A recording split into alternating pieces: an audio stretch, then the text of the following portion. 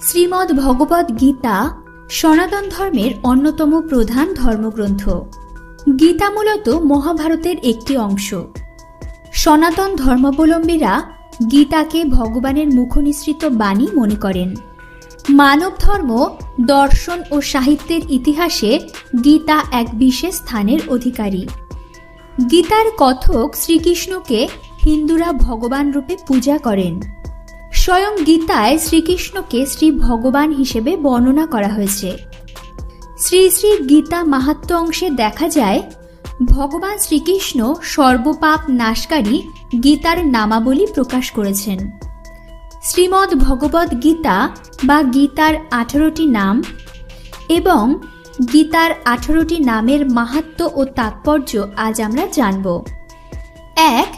গঙ্গা। গঙ্গা স্নান যেমন আমাদের পবিত্র করে, তেমনি গীতা পাঠ আমাদের মন পবিত্র করে বলেও এটিও গীতার নাম। 2.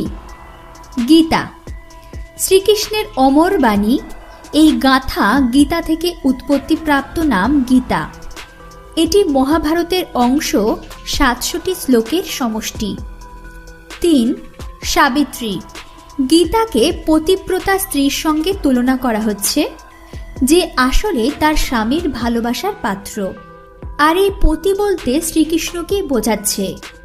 অর্থাৎ গীতা শ্রীকৃষ্ণের যেমন ভালোবাসার, এর পাঠকও তার প্রিয়। 4. সীতা। দেবী সীতার পবিত্রতা যেমন অক্ষয়, তেমনি গীতার পবিত্রতাও অক্ষয়। শত অসুর দানব যেই এসে একে ছুঁয়ে যাক, অপবিত্র করার চেষ্টা করুক, কিন্তু গীতার পবিত্রতা নষ্ট হবে না। 5. সত্যা। পরম সত্য পরমেশ্বরের কথা বলা হয়েছে দেখে গীতার নাম হয়েছে সত্যা। 6. পতিব্রতা। গীতাকে পতিব্রতা স্ত্রীর সঙ্গে তুলনা করা হচ্ছে, যে আসলেই তার স্বামীর ভালোবাসার পাত্র। আর এই পতি বলতে শ্রীকৃষ্ণকেই বোঝাচ্ছে। অর্থাৎ গীতা কৃষ্ণের যেমন ভালোবাসার, এর পাঠক্য তার প্রিয়। 7.